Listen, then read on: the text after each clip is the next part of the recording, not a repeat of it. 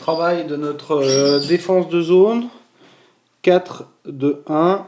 Donc là, objectif des 4 joueurs de premier rideau. Regardez bien les placements, c'est les 3 H1 plus 1 M1 qui vient ici.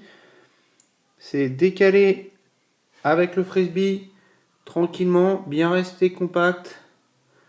Ne pas chercher à se faire dépasser par la vitesse du frisbee. Donc on compte tranquillement sans se faire décaler. Si le frisbee vient là, tout de suite, on compense H1 L1. Être bien patient, on repositionne tranquillement. L'idée ici, c'est surtout pas se faire déborder par là et par là. Ok.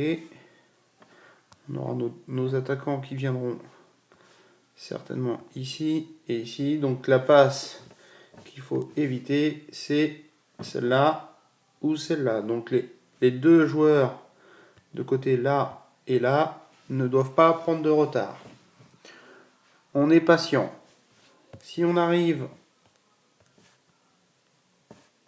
à amener un des handlers sur le côté avec le frisbee, c'est là où nous on cherche à venir fermer. C'est H1 qui va compter côté. Et là, c'est là qu'il faut anticiper pour fermer. Si lui recule, on continue à fermer comme ça en gardant la zone des 3 mètres. Lui coulisse là, lui vient dans l'axe et lui vient là. On a vu que si le frisbee miraculeusement arrive à venir ici, première solution, on croise, on revient fermer notre rideau, on ne se jette pas, on se remet en place pour éviter la continuité du frisbee qui est là. D'accord? Et on refait revenir ici, ça c'est pas un problème, on se replace.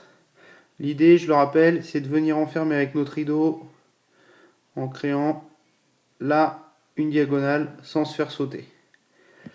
Ok, et là avec le vent qu'il va y avoir à la roche, ils sont dans la merde. Donc ça c'est la zone 4, 2, 1, et on forcera des deux côtés. C'est-à-dire que si le frisbee est renversé là, qu'on arrive à venir là assez rapidement et qu'on n'a pas le temps de se replacer correctement, c'est pareil, on y met notre diagonale pour les faire reculer. S'il a passé là, on recule sans se jeter, on évite la continuité pour que ça revienne là à nouveau. Et là, on bloque encore à nouveau, encore plus, pour les garder dans ce côté. Deuxième zone qu'on va travailler, c'est que cette fois-ci, si le frisbee est au milieu, on va chercher à autoriser les deux passes qui sont là et qui vont être couvertes par nos M1 derrière. Par contre, le rôle de ces deux joueurs-là, ça va être de dissuader la passe sur le côté, pas trop évidemment. Si le frisbee décale là, je continue à dissuader la passe sur le côté, j'ai mon H1 qui va venir là et je décale ici. On autorise toujours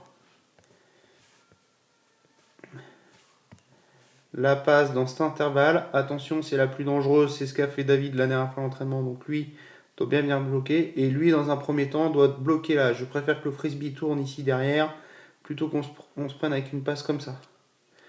Donc je viens bloquer dans un premier temps. Une fois que le M1 est bien situé dans cette diagonale là, je peux empêcher de tourner en bourrique. Ici j'enferme, je me mets en face, c'est lui qui compte, c'est celui du mieux qui compte, mais il se met à 3 mètres. Et j'essaie de venir couper les deux translations et je me remets ici dans les deux diagonales. Au fond, on vient compresser au maximum, il y aura du vent, donc on essaie de venir compresser au maximum, mis à part s'il y en a un qui part. Si le frisbee est là, c'est l'opposé. Là, je viens compresser dans le jeu. C'est lui qui prend à l'opposé. On a un jeu à faire comme ça, des deux côtés.